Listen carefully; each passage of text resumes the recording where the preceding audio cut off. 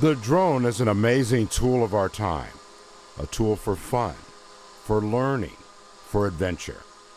James Verdi knows all about that.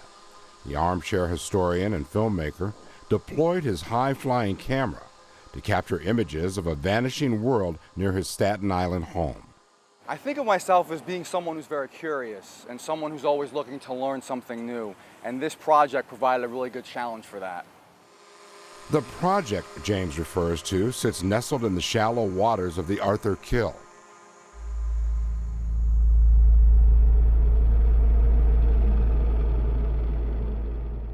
The final port of call for ships, ferries, and barges whose sailing days are long past.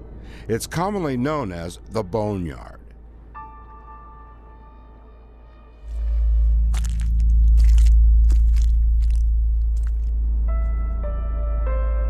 When I first took my drone to the Boneyard, I wasn't expecting to find the wealth of ships and debris and abandoned life that existed really behind trees that the majority of people can't see.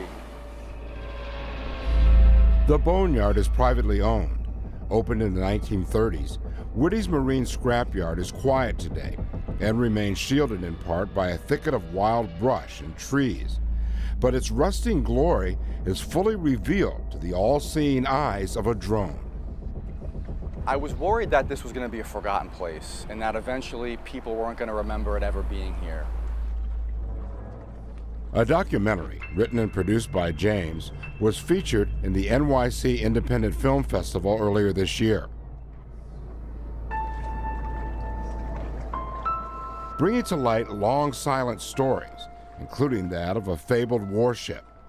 For James, it was a historical and educational experience. Amongst the wreckages in the Boneyard, there exists one unique ship called PC-1264.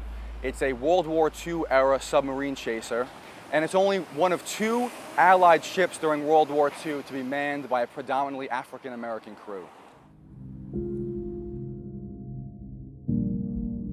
Built in 1943, she has an active service record during World War II as an escort ship, defending merchant vessels across U.S. shores against German U-boats.